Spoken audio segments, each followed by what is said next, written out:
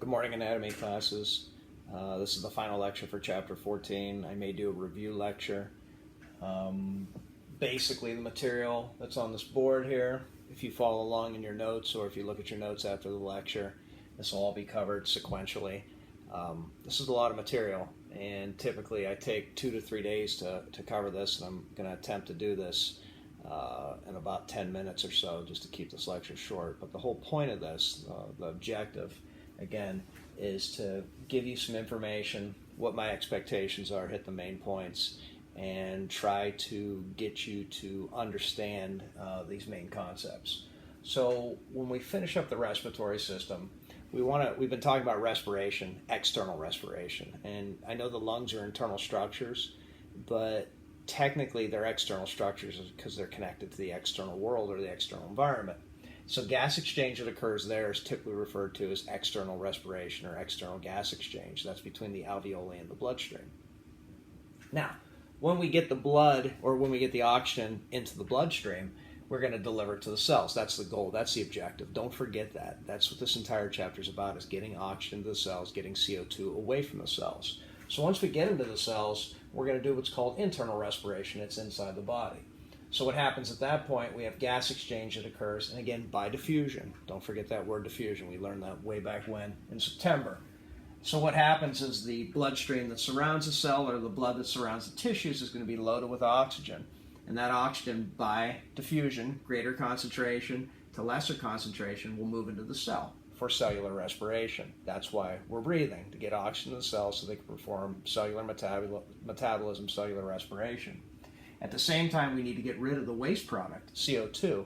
That's going to have to leave the cell. The CO2 is going to leave the cell, again, by diffusion, cross the membrane, go into the bloodstream, and get taken back through the veins, ultimately, to the right side of the heart, so it can get pumped to the lungs, and then it can leave through exhalation or expiration. So this is internal respiration. O2 going into the cells, CO2 leaving the cells by gas exchange, by diffusion. All right, next concept.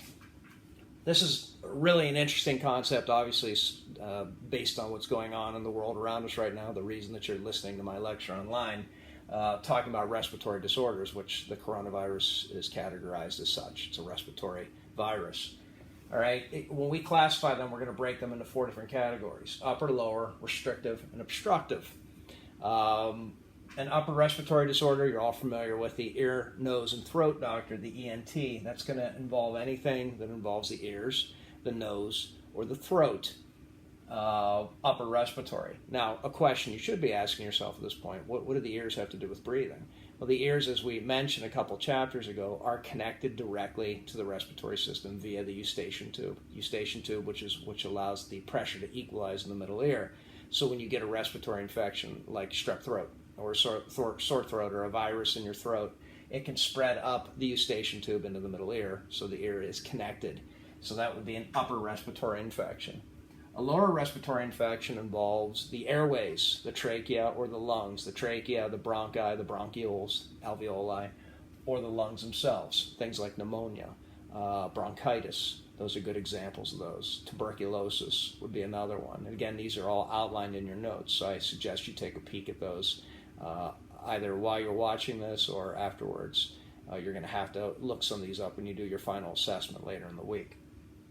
A restrictive pulmonary disorder is one that inhibits the lungs from inflating fully. It's something that holds on to the lungs or squeezes the lungs. And that sounds kind of weird. It's almost like having something wrapped around you like a belt or a straitjacket. It doesn't allow you to inflate your lungs fully. A lot of times this could be a smooth muscle disorder, the lungs, something that, again, is inhibiting them from inflating fully. Think of a balloon that you have your hands around and you're trying to blow it up at the same time. That's, in essence, the same thing that's happening in a restrictive disorder. Typically, that's going to have to do some type of sclerosis, some hardening of the tissue surrounding the lungs. That's going to be a restrictive. Obstructive means just that. If there's an obstruction in the road, that means there's a blockage. Right? There is a blockage in the actual airways and the bronchial tubes. A lot of times it's mucus. Mucus, even though we're producing it to protect ourselves, when it builds up, it inhibits breathing. It doesn't allow air to move through the airways. It makes a lot of sense. So that would be an example of an obstructive disorder. Chronic bronchitis. Another disorder that you may be familiar with, COPDs, like emphysema. In emphysema, the airways, the air sacs, the alveoli break down, and it causes obstruction, scar tissue to form, and it makes it difficult to breathe. So those are your 4 categories of disorders. Effects of aging. As you get older, the airways, the lungs themselves, you lose your ability to take in a big, deep breath. Vital capacity, which we talked about last lecture, is going to decrease. You can't take in that full breath. You can't get in as much air. More importantly, effects of aging, this will make a good question. You'll probably see this again, is that interface between the respiratory system, the alveoli, and the capillaries, the cardiovascular system, breaks down a little bit. Not a lot. It degenerates. It's a word that we've used a lot this year with effects of aging. Degeneration. So that connection, that alveolar connection, those capillary beds around the alveoli, it's going to break down just a little bit. It's not going to be as efficient. It might be some scar tissue, just, again, an effect of aging. So gas exchange won't happen as efficiently, and that's what you need to think about. If I don't have the mechanism, the machinery, the anatomy in place for gas exchange to occur efficiently, then you're not going to get as much oxygen in, you're not going to get as much CO2 out.